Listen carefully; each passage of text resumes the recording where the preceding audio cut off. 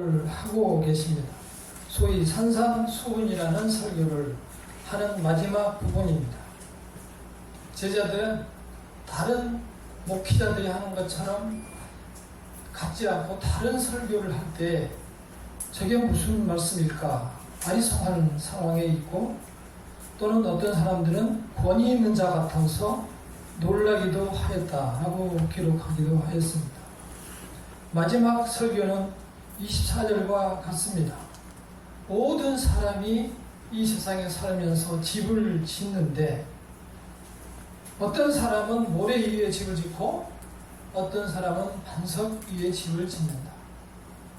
예수께서는 자기 자신이 반석이라고 말씀하시면서 지금 나 위에 너희들의 집을 세우라고 말씀하고 있는 겁니다.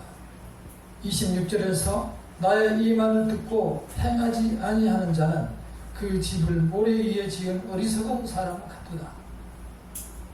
많은 사람들이 보고 듣고 있음에도 불구하고 그 사람들은 나가서 모래 위에 집을 짓는 것입니다. 그 말씀을 마치시고 이제 내려옵니다. 이제 인근 각지에서 수많은 사람들이 몰려들고 있습니다. 이미 질병을 치료하고 귀신을 쫓아내고 많은 기적을 보여줬기 때문에 여기저기서 소문을 듣고 사람들이 몰려오고 있습니다. 정말 발디딜 틈도 없었을 것입니다. 병원도 부족하고 약도 없는 시절에 예수님께서 마구 다 치료하고 계시니 모든 사람들이 다 몰려왔던 것입니다. 가장 급한 사람들은 불치병인 나 환자들이었던 것 같습니다. 2절을 함께 읽어보겠습니다. 8장 2절 시작. 한 나병 환자가 나와 저를 이르되 주여 원하시는 저를 깨끗하게 하실 수 있나이다 하거늘. 나병이 어떤 병입니까? 불치병으로 잘 알려져 있죠. 정신은 정상인데 몸의 부분 떨어 나가서 갑니다. 손가락도 떨어지고 발가락도 없어지고 코도 없어지고 귀도 문드러져 없어집니다. 저희들이 어렸을 때는 그런 괴담이 돌았어요. 나 환자들은 어린아이들의 간을 빼먹으면 산다. 그래서 우리 같은 어린이들을 잡아먹는다. 그 사람이 우리 동네에 왔다고 해서 바로 그냥 도망다녔던 기억이 납니다. 이쪽 저쪽 골목으로 도망가고 집으로 들어가서 문을 닫기도 했습니다. 그때 당시에는 이렇게 팔이 잘린 사람들이 갈고리 같은 걸 끌고 다니면서 혹시 저 사람들이 환자인가 싶어서 도망 다녔던 기억이 납니다. 그런 사람들은 별도의 격리시설들이 있었습니다. 전남 고흥의 녹동에도 있고 여기 가까운 지역에도 있습니다. 어느 지역을 얘기하면 문제가 되기 때문에 나사렛 마을이라고 있었죠. 거기에도 집단 시설이 있었습니다. 그러한 시설에 사는 사람들은 정신은 멀쩡하기 때문에 아무 이상이 없었고, 때로 살다 보면 치료 중에 낫는 사람도 있었지만 그 병이 걸렸다는 이유로 평생을 그 시설에서 살아야 했습니다. 그래서 거기에서 똑같은 삶을 살지 못하고 거의 짐승 동물 취급을 받으면서 살았습니다. 격리된 시절 속에서 바다 건너를 바라보며 가족을 생각하며 또는 부모를 생각하며 한 많은 세월을 살다가 다 거기에서 죽었습니다. 그곳에는 우리나라 사람들이 잘 가지 않아서 처음부터 마리안과 마가렛이라는 그러한 간호사들이 오스트리아에서 와서 40여 년을 거기에서 근무하다가 70이 돼서 돌아갔습니다. 천사 같은 사람들이죠. 그 환자들에게 유일한 소망은 무엇일까요? 집에 가고 싶고 또 가족과 함께 살고 싶고 한 자리에서 정말 한 번이라도 잠을 잡았으면 하는 게 소망이었습니다. 그 시설에 가보면 정말 교도소보다도 훨씬 통제가 강하고 남자들에게는 이 거세하는 시설이 별도로 있어서 자손을 낳으면 안 되기 때문에 강제로 거세하는 그러한 일들이 자행됐었습니다. 일제시대 때 만들어진 그러한 시설이었죠. 그러한 사람들에게 이제 소문이 들렸습니다. 못 고치는 병이 없는 사람, 정말 용하다고 소문난 사람이 한 명이 오셨다. 그래서 마구 사람들이 몰려들었고 드디어 발견했습니다. 사람들 가릴 것도 없이 맨 앞에 나가서 꿇어엎드려 절하며 살려주세요. 한 번만 나에게 먼저 살려주시옵소서. 기회를 주시옵소서. 이렇게 말을 해야 되는데 첫 마디를 보면 뭐라고 했습니까? 주여 원하시면, 나병 환자가 와서 절하며 이럴 때 주여 원하시면 저를 깨끗하게 할 수 있나이다. 주여, 이때 주여라는 말을 아무에게나 사용하지 않았습니다. 나에게 주인이 되신 자에게 주여라는 표현을 했고 아주 귀하신 분에게만 사용했었습니다. 주여, 그 말을 예수를 보고 처음 보셨는데 이 환자들은 주여 이 표현을 했고 주께서 원하시면, 다시 말해서 병을 고치고 고치지 않는 그 주권이 예수께 있다는 사실을 먼저 고백하고 있습니다. 우리는 이렇게 못하죠. 무조건 발이 붙들고 늘어지죠. 그리고 고쳐줄 때까지 안 보내죠. 네. 또한 많은 교회에서 그렇게 가르칩니다. 야곱의 예를 들어서 다리가 부러질 때까지 붙들고 있으라. 그러면 축복을 받는다. 그렇게 많이 가르칩니다. 그러나 이 환자들은 와서 나의 주여 주께서 원하시면 고칠 수 있나이다. 다시 말해서 이미 그 환자들의 마음속에 예수를 주로 받아들이는 신앙의 고백을 하였습니다. 먼저 내 자신이 그리스도의 사람이 되어야 하나님의 축복을 받을 수 있는 것이었습니다. 우리는 이 환자들의 믿음을 먼저 볼 수 있기를 바랍니다.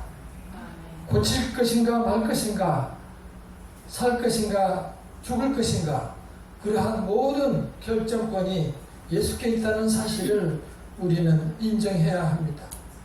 우리가 과연 이 환자들의 버금가는 믿음을 가지고 있는지 다시 되돌아봐야 할 것입니다.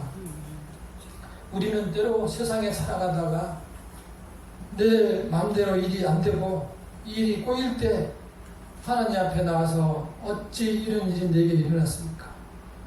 내 분노를 사귀지 못하며 하나님께 따지듯이 요구합니다. 고쳐주시옵소서, 해결해 주시옵소서. 이러한 우리의 인간의 연약함은 모두 가지고 있고 하나님께서는 다 알고 계십니다. 그러나 하나님께서는 이러한 우리의 연약함을 통해서 하나님을 바라보게 하는 것입니다. 오직 하나님을 나의 주로 인정할 때, 그리고 주님께서 원하시면 나의 질병을 치료할 수 있다는 그러한 믿음을 가질 때 우리는 모든 질병에서 노임을 받을 수 있습니다. 그때 놀랍게도 우리 자신은 자유를 얻게 됩니다. 예수께 나아가는 것이 마치 속박처럼 느껴지지만 진정한 우리가 예수께 발을 옮기면 모든 것으로부터 해방될 수 있습니다. 경제적인 문제와 질병의 문제와 미래에 대한 두려움도 우리가 예수의 품에 들어감으로써 우리는 자유를 누릴 수 있는 것입니다. 이런 때에 예수께서 기도하시는 그 모습을 한번 상상해 보시기를 바랍니다. 예수께서는 마지막 순간 십자가에 돌아가시기 전에 겟세마네 동산에서 기도했습니다.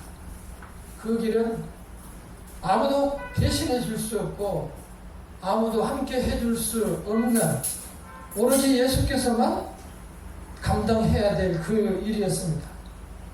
인간의 몸으로 입고 있었기 때문에 두렵기도 했고 정말 무섭고 힘겨웠던 것입니다. 그래서 정말 땀방울이 핏방울이 되도록 기도하셨습니다. 그래서 뭐라고 기도하셨습니까? 아버지, 할 수 있거든 이 잔을 내게서 옮겨 주시옵소서 호소했습니다. 너무 힘듭니다. 감당하기 어렵습니다. 이러한 마음을 호소한 거죠. 그러나 마지막에 뭐라고 말씀했습니까? 그러나 내 뜻대로 마시옵고 아버지의 뜻대로 하옵소서. 이게 예수님의 기도 방식입니다.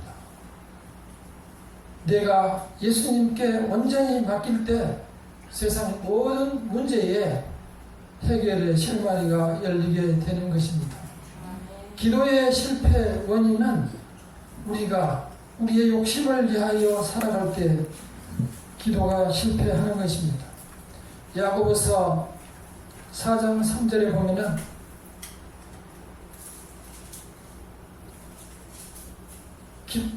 구하여도 받지 못함은 정욕으로 쓰려고 잘못 구하기 때문이라.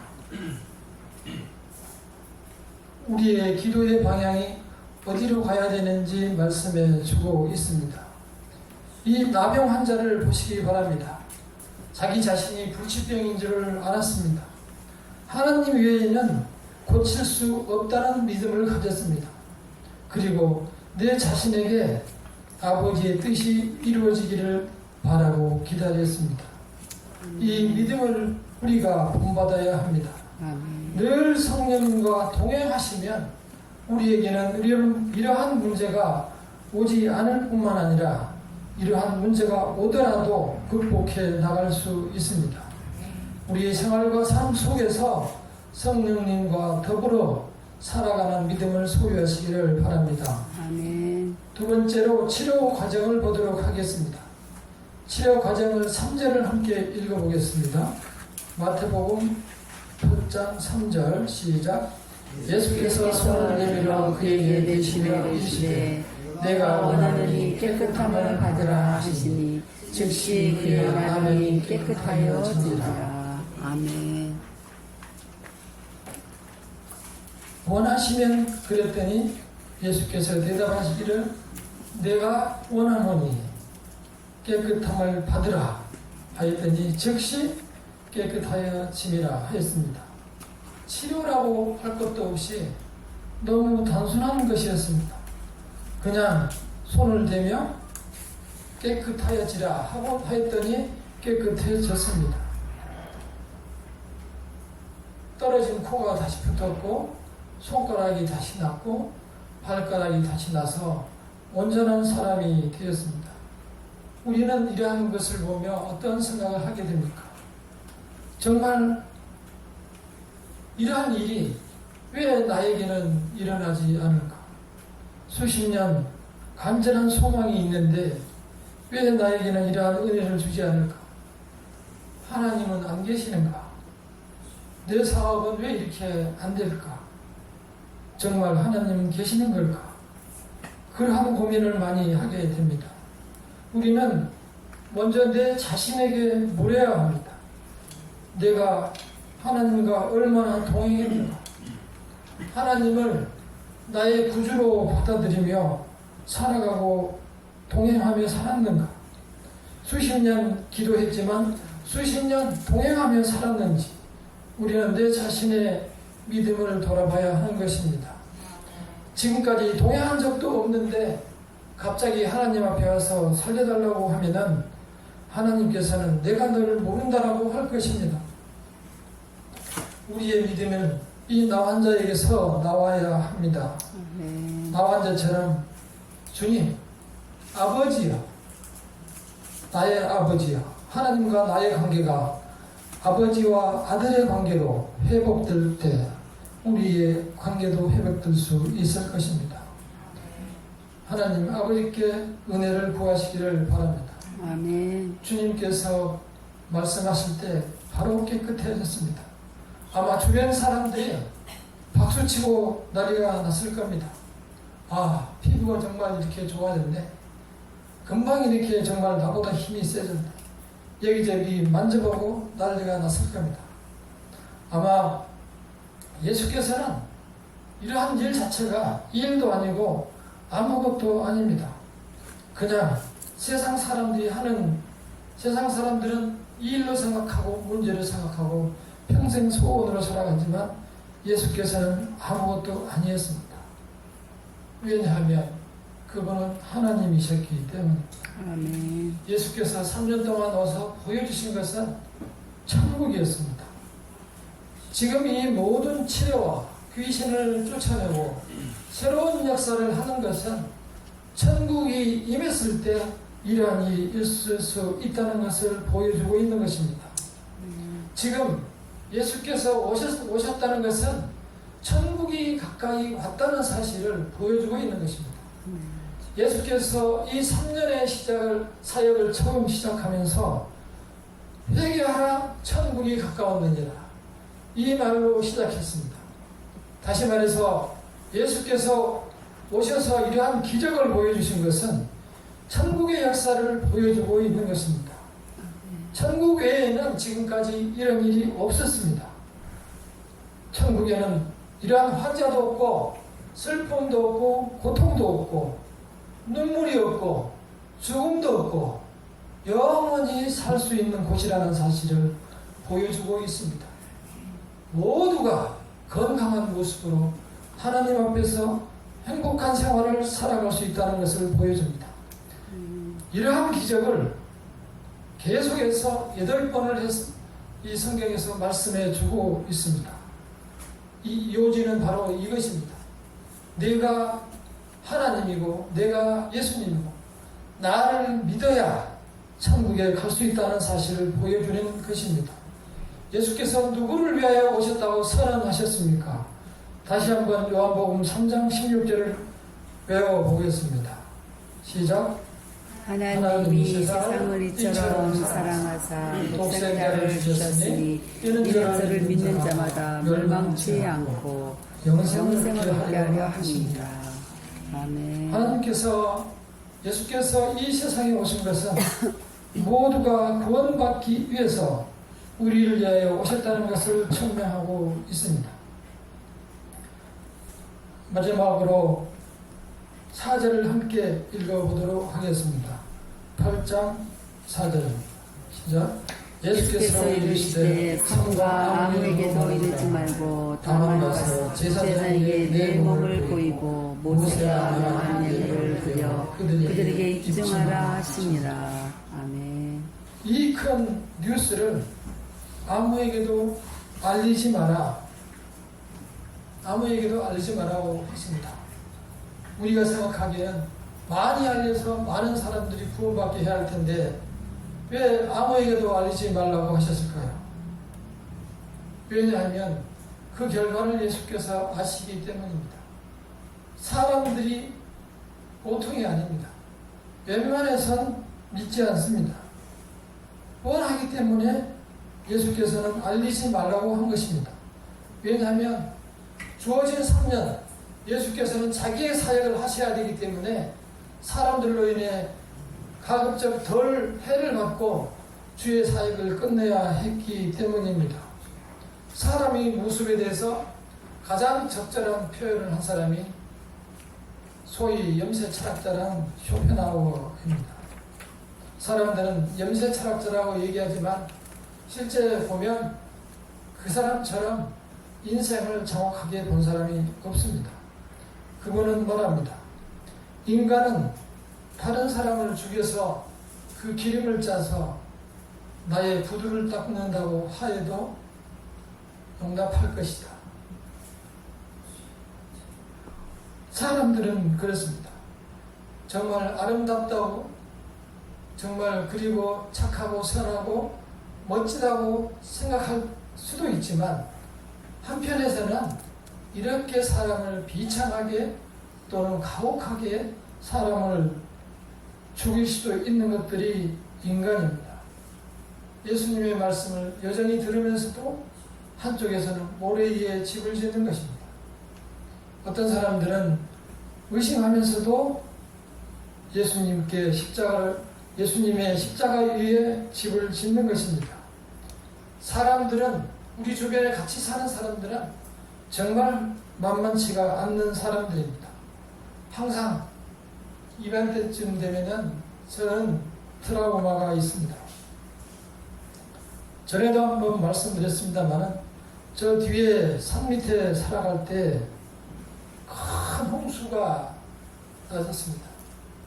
저희 집이 산 중에서도 맨 위에 있었고, 그 옆 계곡에는 교회가 있었고, 그 교회를 다니고 있었던 고등학교 2학년 때였습니다. 하필이면 밤에 그런 일이 일어났는데, 갑자기 약 2시간 동안에 장대 같은 비가 쏟아졌기 때문에 산사태가 엄청 많이 났습니다. 거의 그 다음날 아침에 보니 20-30m 간격으로 산사태가 나고 말았습니다. 그쪽에서 마을에서 이쪽으로 건너오는 다리가 3개 있었는데 그 3개의 다리가 다 끊겼습니다.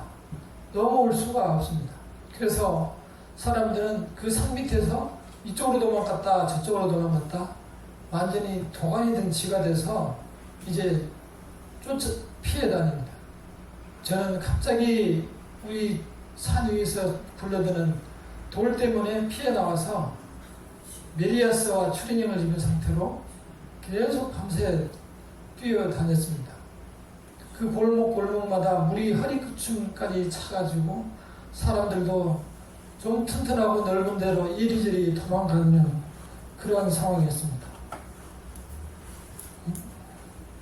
한참 도망 다니다가 길거리에서 교회 다니는 누나를 만났는데 교회 가면 살 수 있다고 그래서 교회를 갔습니다. 제가 보기에는 틀림없이 죽을 것 같은데 교회가 제일 위에 있고 계곡에 있는데 누나가 가자고 그래서 죽은 척 따라갔습니다. 아는 사람들이 교인들이 와 있었습니다. 그래서 거기가 숨어 있는데 조금 있으니까 길 저쪽에서 랜턴으로 이렇게 서치하다가 교회의 뒷산이 무너진다고 메가폰으로 말했습니다. 하나님이 보고 전부 도망가서 순간에 다 도망가고 말았습니다. 한참 후에 저희들은 아예 돌아오지를 못했습니다. 어느 집에서 밤새 눈으로 밤을 새우고 그 다음날 우리 집에 있는 데로 가보니 온통 그 산이 평지가 되어 있고 그 위에는 2 다리가 나와 있고 교회는 그대로 멀쩡하게 살아 있었습니다.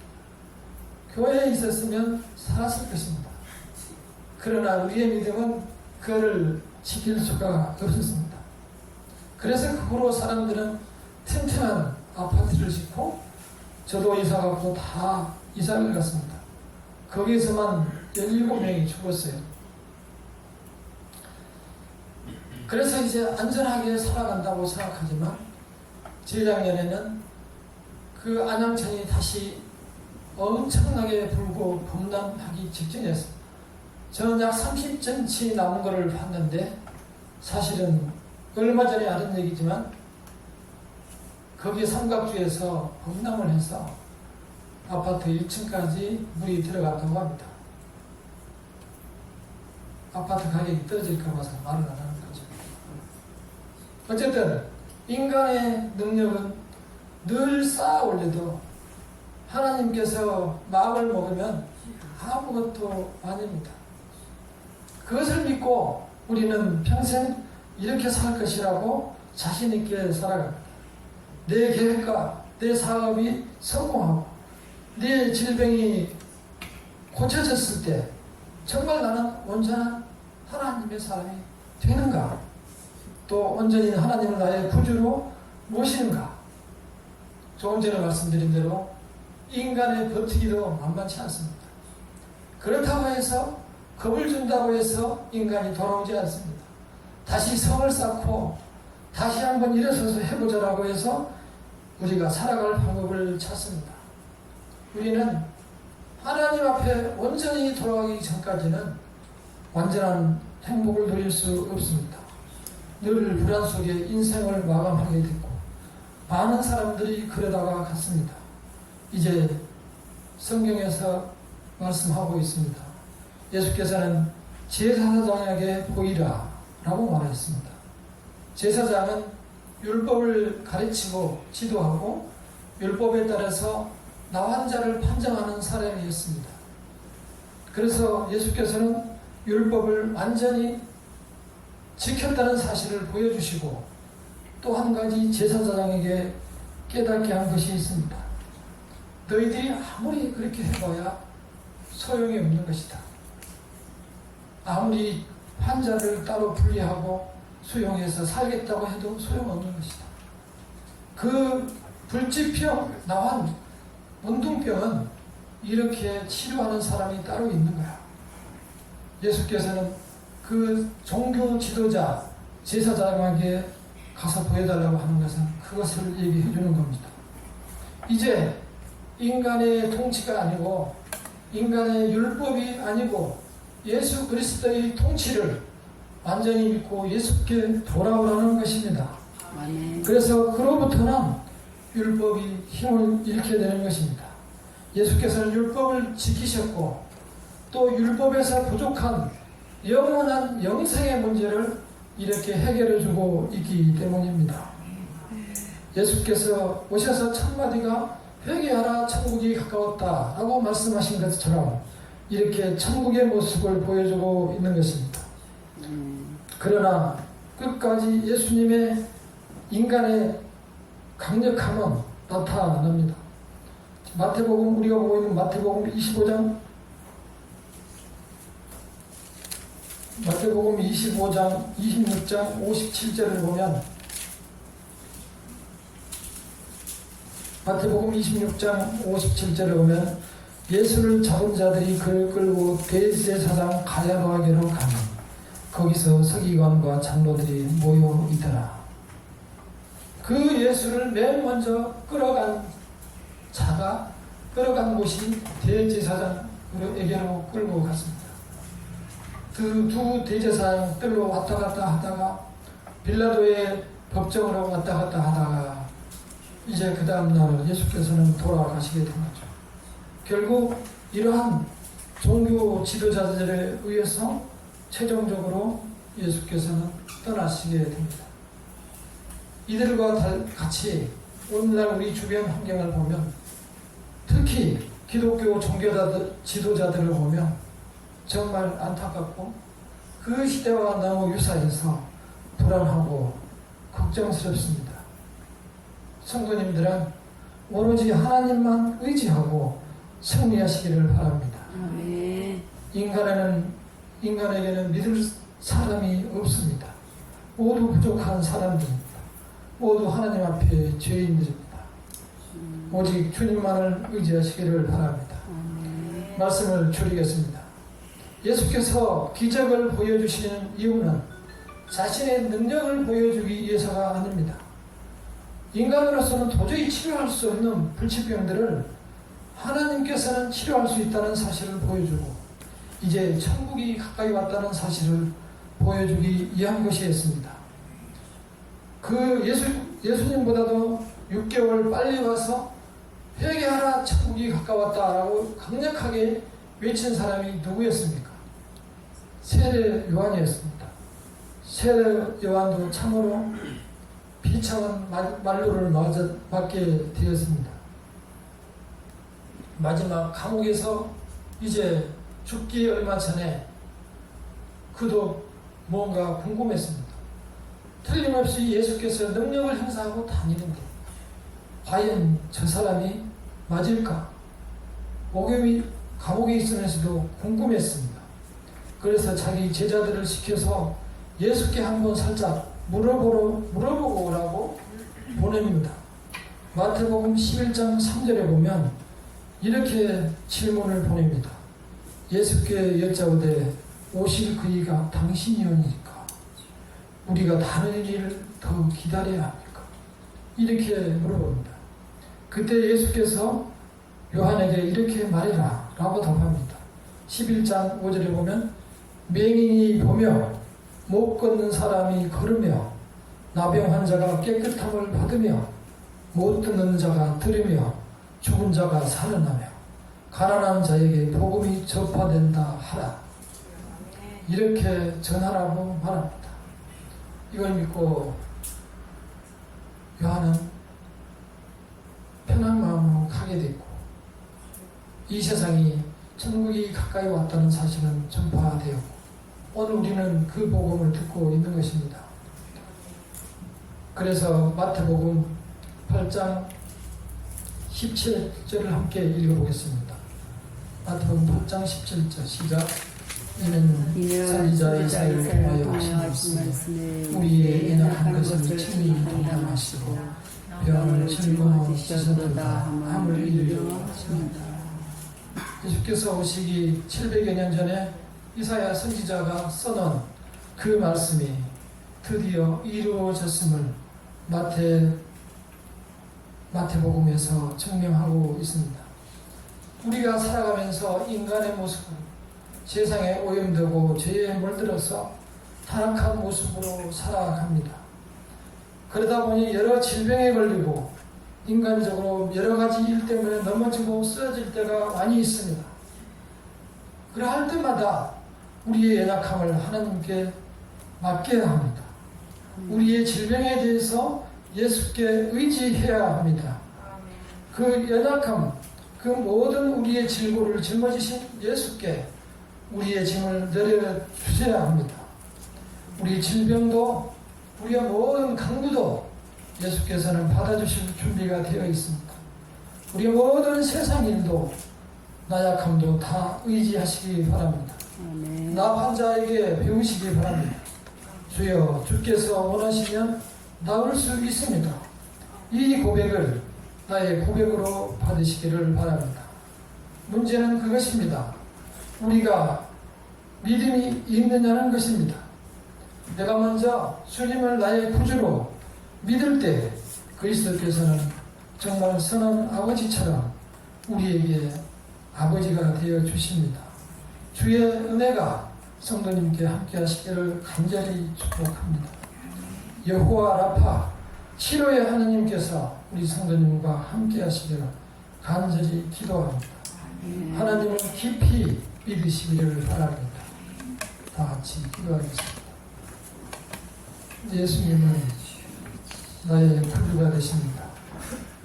나에게도 나 환자와 같은 믿음을 주시옵소서. 나의 연약함도 주께서 다 받아주시옵소서. 나 환자처럼 이 세상에 증인이 될 수 있도록 더 큰 믿음을 주시옵소서. 다 같이